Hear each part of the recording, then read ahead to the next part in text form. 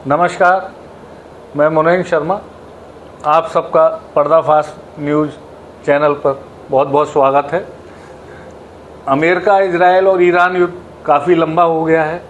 पूरी दुनिया इससे परेशान है और हो भी क्यों ना हो, क्योंकि वहीं से मिडिल ईस्ट से ही करीब करीब यूरोप में 60% गैस जाती है। हमारे यहाँ भी आती है, तेल भी आता है और भी बहुत सारी चीज़ें हैं।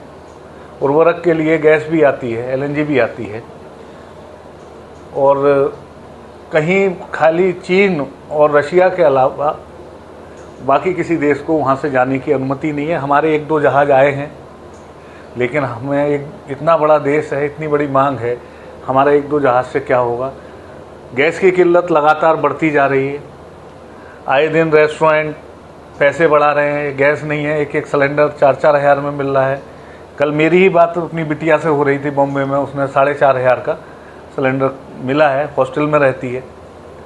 तो ये स्थितियाँ हैं और ये स्थितियाँ कब ठीक होंगी इसका कोई सरकार ब्यौरा नहीं दे पा रही है। ना हम लोगों को पता है कि भाई चीज़ जब बाहर से ही आनी है तो जब तक आपूर्ति नहीं होगी तो ये चेन कहाँ से मजबूत होगी। हमारे साथ हैं अभिषेक पांडे जी। पांडे जी नमस्कार। पांडे जी, युद्ध लगातार लंबा चलता जा रहा है, जो हम शुरू से बात कर रहे हैं, और हम लोग अब उसका असर भी देख रहे हैं। जैसे आज आपने भी देखा होगा, एक F-15 जहाज उन्होंने गिरा दिया। तो लग रहा है ये युद्ध अब किस करवट जाएगा। और ये भी अच्छी बात है कि चीन, फ्रांस, ब्रिटेन, रसिया बैठ के कुछ हल निकालना चाह रहे हैं, और भी कुछ देश हैं उसमें। आपको क्या लगता है कि क्या होगा? देखिए, ये लड़ाई अभी चलेगी, लंबी चलेगी।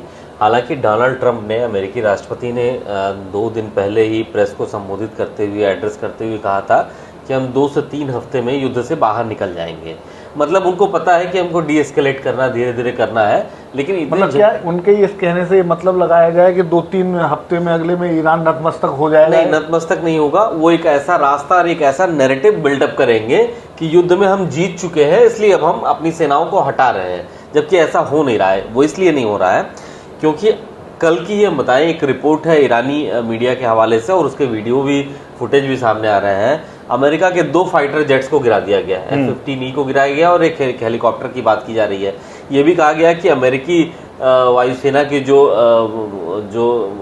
ऑफिसर्स हैं वो लापता है, और ईरान में उन पर खोजने के लिए, उनको जिंदा पकड़ करके ईरानी अधिकारियों को सौंपने के लिए 55 लाख रुपए का, भारतीय रुपए में अगर कहा जाए 10 बिलियन ईरानी करेंसी में इनाम घोषित हो गया है। क्यों उनको ईरान को दें तो? हाँ, मतलब उनको अगर कहीं मिले तो उनको सौंपा जाए IRGC को या फिर ईरान के अधिकारियों को।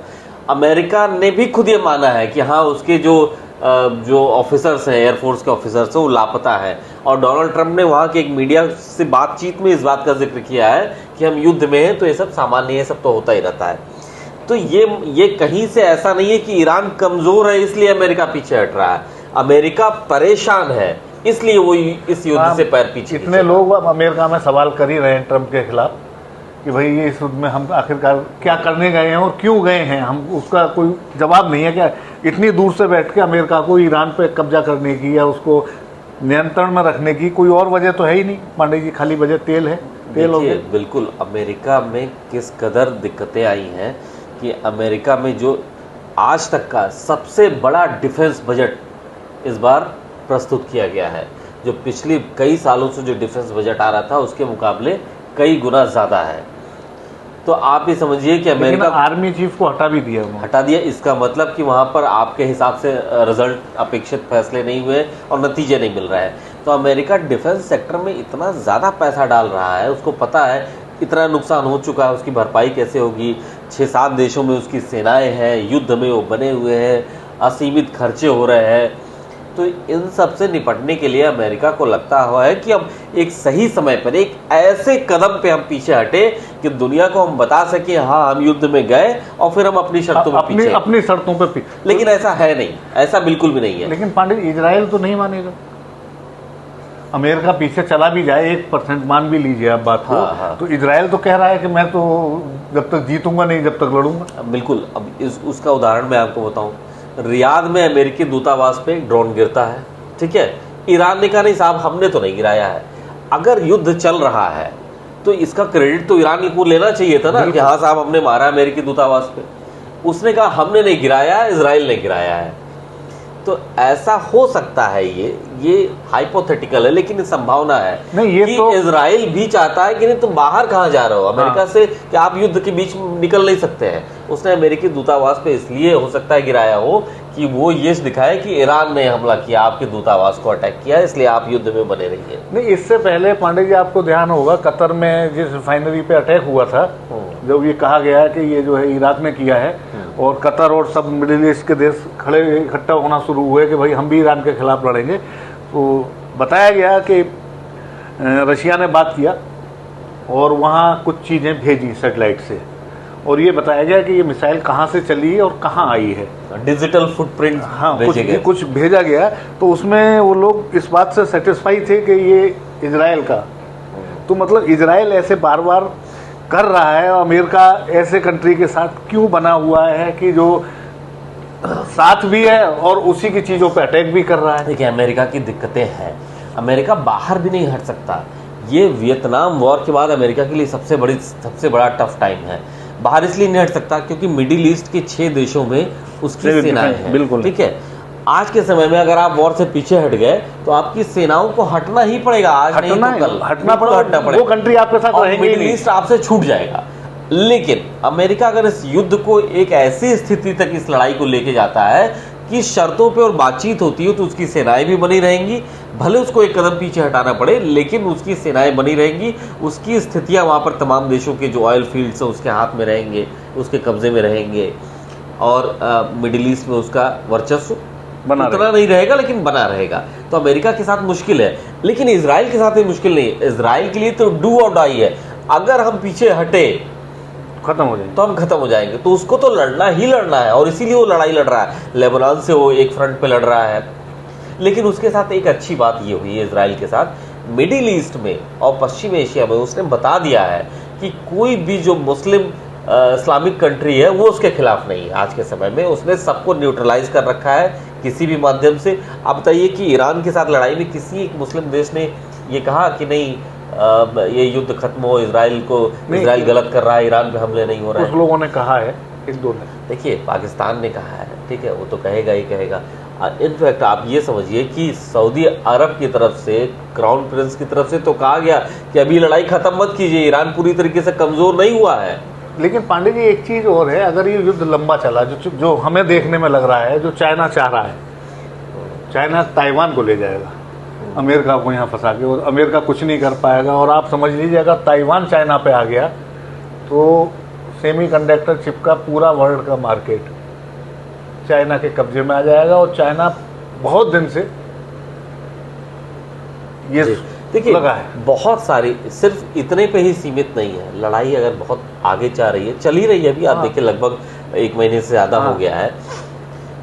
इसमें फ़ायदा आप देखिए कि एक तरीके से जो रूस और चीन तो फायदे में ही है। हाँ, ईरान भी फायदे में, क्योंकि ईरान भी अब जो भी तेल जहाँ भी भेज रहा है वो युआन चाइना के उसमें ही ले रहा है। अमेरिका के साथ दिक्कत बस यही हुई है कि उसको जो लगा था कि नेटो का सपोर्ट आएगा, वो कोई साथ नहीं, सभी देश साथ में आ जाएंगे, वो इजराइल की वजह से नहीं आया, ईरान पे सैंक्शंस लगेंगे, दिक्कतें होंगी, लेकिन ऐसा कुछ भी नहीं हुआ। वो सब इजराइल से सब लोग ऐसा नाखुश हैं, और इजराइल किसी का वफादार नहीं है। वो चाहे हमारे हो, ठीक है, हमारे प्रधानमंत्री जाते हैं, टेक्नोलॉजी में हमसे बहुत आगे है वो लेकिन वो कभी भी वफादार नहीं है।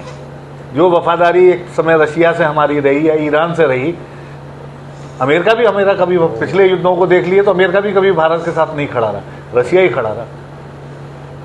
देखिए अमेरिका की मजबूरी है कि उसे पता है कि दुनिया की दूसरी सबसे बड़ी ताकत चाइना, उसके बराबर में भारत है, तो अगर भारत से बनी रहेगी तो वो कम से कम चाइना का। देखिए भारत को भी अपनी विदेश नीति में, देखिए कुछ हद तक ये कह सकते हैं कि दूरगामी, बहुत दूर का सोचने के चलते जो भारत ने खामोश रहने की नीति अपनाई, कुछ लोग उसको क्रिटिसाइज़ कर रहे हैं, कुछ लोग कह रहे हैं कि नहीं गलत दोष चुन लिया गया। लेकिन आने वाले वक्त में अंततः आपको अपनी पॉलिसी में चेंज मूलभूत लाना पड़ेगा, इसलिए अमेरिका का डाउनफॉल शुरू हो चुका है। नहीं, आपको दोस्त और दुश्मन चुनने पड़ेंगे, बड़ा सीधा सा एक भाई ग्लोबल विलेज है। और नहीं, जिस चीज में पांडे जी आप 80 से 82-86% इंपोर्ट करते हो। देखिए घूम फिर करके बात वहीं पहुंची फिर से। रूस के अधिकारियों के साथ भारत के अधिकारियों की बातचीत हुई है और रूस ने कहा नहीं ठीक है, आपको दिक्कत है, हम आपको ऊर्जा और तेल के मामले में, तेल और गैस के मामले में हम निर्बाध सप्लाई और ज़्यादा सप्लाई देने के लिए फिर से हम तैयार हैं। लेकिन अब रेट दूसरा होगा। लेकिन अब शर्तें तो उनकी होंगी ना। पहले तो भारत एक ऐसा, हमने ये सब खोया ना, हमें मिला क्या? हमने ईरान खो दिया, हमने रशिया खो दिया अमेरिका के कहने पे।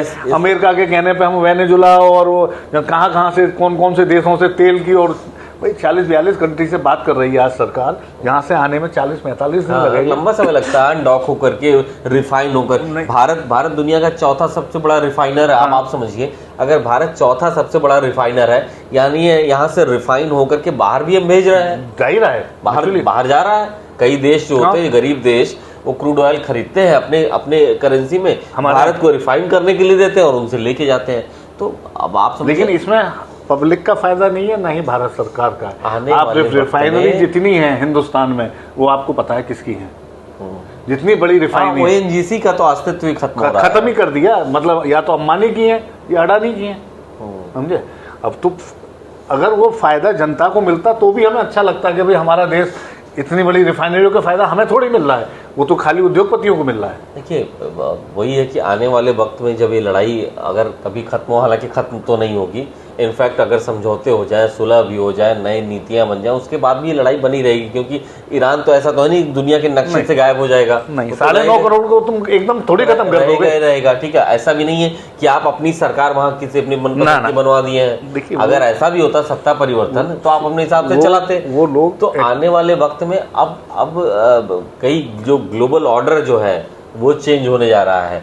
कई देशों के सत्ता समीकरण बदलेंगे, कई देशों के हित एक दूसरे के साथ बदलेंगे, और अमेरिका का ये डाउनफॉल है। अमेरिका तो बस छटपटा रहा है कि किसी तरह इस लड़ाई से हमको बाहर निकलना है अपनी शर्तों पे, ताकि दुनिया में फेस सेविंग कर सके, बता सके। क्योंकि अगर यहाँ से अभी निकलते हैं तो पूरा मिडिल ईस्ट उनको अपने हाथ से छोड़ना पड़ेगा। क्या पांडे जी, ये नहीं लग रहा है कि वो जो सुप्रीमो नेता थे खोमनी, उनको उनके अली खान उनको उनकी बेटी पोता, मतलब जो भी 8-10 लोगों को जो मार दिया इन्होंने बहुत जल्दी, उससे एक देश में ऐसा जज्बा आया कि एक 82-85 साल का आदमी, जिसपे चॉइस थी तमाम के वो अपने बीवी बच्चों के साथ कहीं भी कंट्री में, भाई चाइना चला जाता, रशिया चला जाता अपने आप को, लेकिन उसने उसी देश में मरना पसंद करा।